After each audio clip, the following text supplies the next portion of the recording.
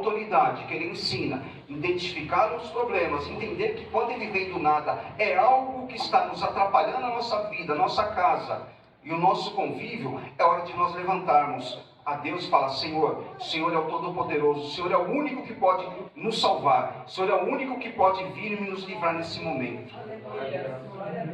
Aí Jesus levantou e chegou em voz alta e disse: para quem primeiro? Para o que ele disse? O que ele disse? Proveito? Como? Aquieta-te. Chega, acabou. É como se fosse no inglês, ou shut up ou be quiet. Chega, cala a boca, acabou. Parou. Chegou aqui teu limite. É isso que nós precisamos a começar a entender, amados. Que quando nós vamos chegar num ponto da nossa vida, nós vamos chegar para os problemas, para as contas, para as dificuldades, e falar: chega, acabou. Acabou. Autoridade. Quando eu entendo o que Jesus fez, ele, com autoridade, ele falou para o mar, para o vento: cala-te. E para o mar, o que ele falou? Aquieta-te. Ele entendeu que o mar era apenas distração. Os apóstolos não conheciam sobre o mar, os discípulos não sabiam sobre o mar, a maioria não eram pescadores.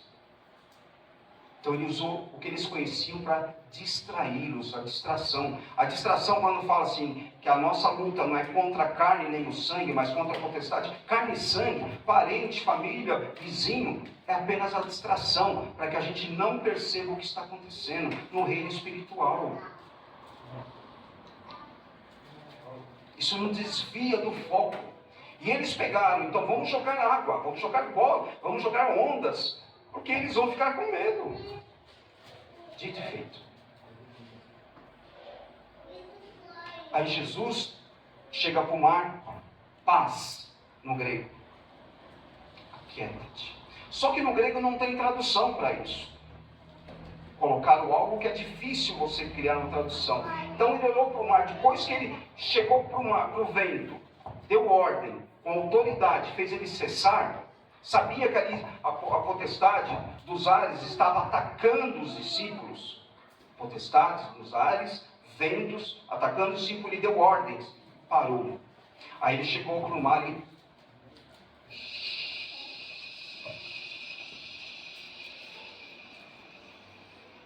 Foi só isso que Jesus fez. Ele não brigou com os problemas, irmão. O grego nos mostra que ele só pediu para as contas. Glória a Deus. Aleluia. Chegou para o problema no casamento, para a doença. Aleluia. Só isso. E quando nós passamos a entender que nós temos que enxergar, entender, examinar as palavras, aprender aquilo que ele nos ensina e trazer isso para nossas vidas, é difícil sair perdedor. É quase humanamente impossível. Qual é a distração que está na sua vida, na minha? Eu tinha. Posso falar para você ganhar tempo? Você quer falar o seu apenas? Eu comecei a reclamar. Ela sabe disso. Comecei a reclamar. Não porque por causa do outro ministério, por causa disso, por causa daquilo, porque eu fui machucado, porque não sei o que, porque fizeram com a gente. Distração. Mas tinha algo maior por trás disso. Só lamentando. Depois que o pastor falou uma palavra de tomar posição, falei: opa, peraí, tem algo errado.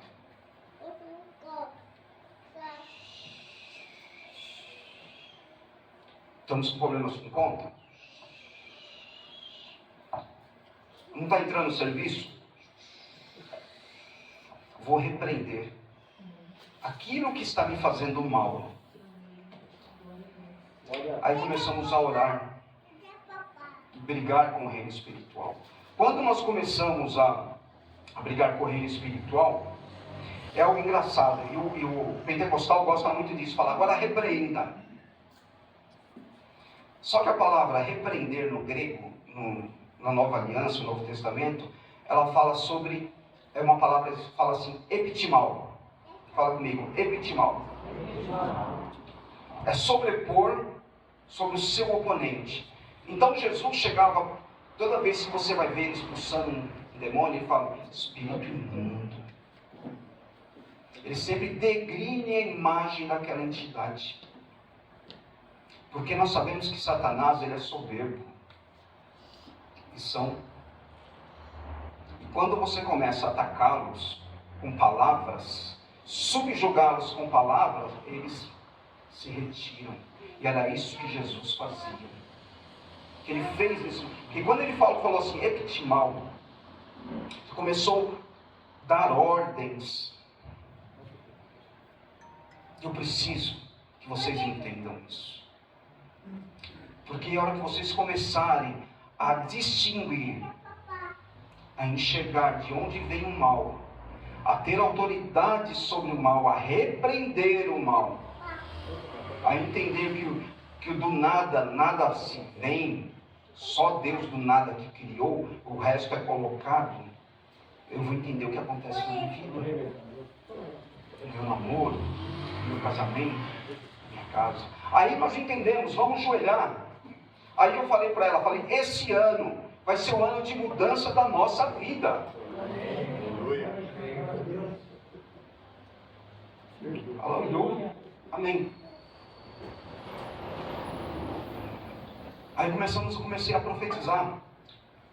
Pegamos a carteira profissional e ela estava trabalhando. Eu falei, começamos a orar. Na porta do trabalho, eu levo ela todo dia para o trabalho. Para a escola, volto, pego e levo ela para o trabalho. Na porta do trabalho, eu pegava o óleo, ungia a mão dela, a testa e falava, Senhor, eu te agradeço por esse tempo nessa empresa, mas aqui está acabando, porque uma nova porta o Senhor está abrindo. Foi uma semana disso. Chegou, ontem, uma sexta-feira, uma empresa enorme ligou para ela e falou, a senhora está interessada em um cargo para Guarulhos? Eu falei, Senhor, vai atrapalhar o ministério, mas vai ficar sobrando só domingo, né? Aí tá bom. Já estávamos até planejando rota, tudo. Eu falei para ela, eu compro uma moto, aí você pega o carro e vai, a gente fica e dá um jeito. Ela foi lá na entrevista e acabou sendo entrevistada pelo próprio dono. Aí ele falou, a vaga é para São Bernardo. E até então, chamaram ela a primeira entrevista para vendedora. Ela falou, tem alguma coisa errada. Aí depois para supervisão. Não, para gerente de loja.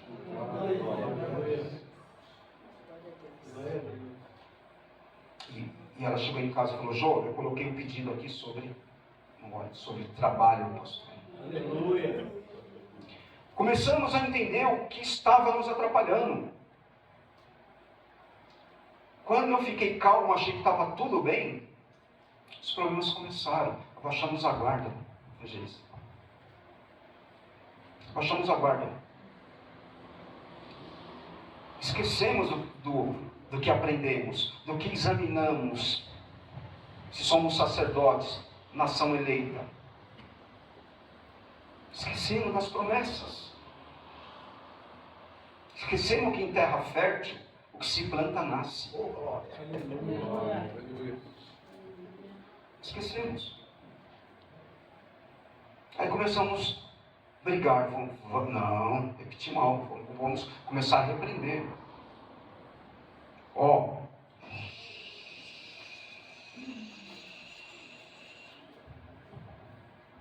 Em vez de discutir, brigar. Mas eu estou com um problema em casa, meu marido bebe, tá bom. Vai lá na bebida dele e fala, amor, eu comprei para você, está aqui. Coloca a mão, fala, Senhor, abençoa, transforma essa bebida no vinho da ceia para ele tomar e ser modificado. Deus vai fazer. Em vez de criticar, entrar na briga por nada. Eu abençoo. Isso aqui que ele vai tomar, ele vai começar a pegar nojo, por isso aqui está o sangue de Jesus. Amém. Nós precisamos entender que a nossa briga não é contra ele, mas é contra eles que estão no ar, tramando contra nós. E quando nós entendemos isso, é impossível não ser vencedores. Quando examinamos, quando entendemos a autoridade que foi nos dado, foi te dada a autoridade, foi te dada a autoridade, foi te dada a autoridade, foi te dada a autoridade. Igreja, foi dada a autoridade à igreja, dizendo: as portas do inferno não vão prevalecer contra nós.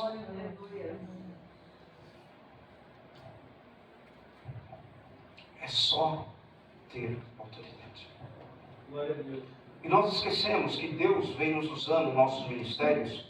Eu falo para ela, já um tempo atrás, eu falava: poxa, Deus só manda pessoas com doença, pessoas com problemas de depressão, de família. Olha que isso. Fala, Deus do céu. Só que nós vemos Deus nos honrar. Deus nos usa muito no ministério de cura, de libertação. Muito. Mas por quê? O pecado foi grande aqui e abundou hoje a graça, que é a promessa dele. É o que fala: onde o pecado foi grande, a bênção é maior. Então nós vemos aqui um Deus falando assim, ele fala: se você perdeu algo, ele vai te dar algo semelhante do que foi tirado, ou maior do que Satanás fez. Jó perdeu tudo, Deus deu um dobro. Nós precisamos entender. Deu problema no casamento, então ele vai abençoar. É financeiro, vai ser uma bênção superior. O medo nos torna fracassados. Não acreditar faz com que nós deixemos de acreditar no... Está na mão de Deus. Ele fala: eu te dei espírito de medo, sente ânimo, vai lá, estou com vocês. Tudo é possível que crê. O que falta, igreja, para nós ganharmos aquilo que Cristo conquistou na cruz? O que falta? Está consumado. O que falta? Para você entender que a promessa está sobre você. Queria entender o que falta. Eu sei o que faltou para nós. Covardia. O que a Bíblia fala. Por que são tão covardes? Aí nós vamos ver Cristo falando com eles. Por que são tão covardes?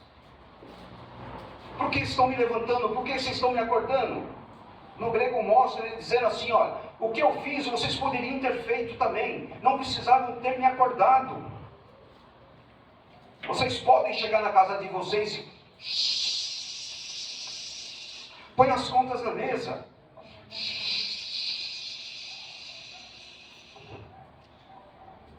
Coloca o casamento diante de Deus. Tomem autoridade.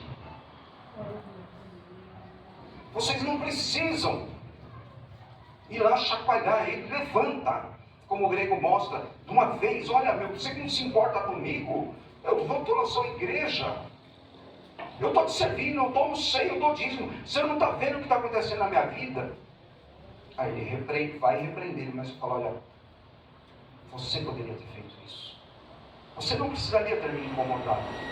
Eu te dei poder.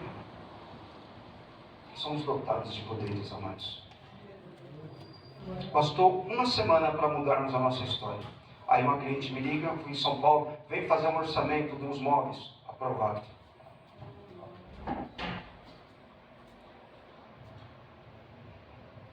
Identifiquem os problemas.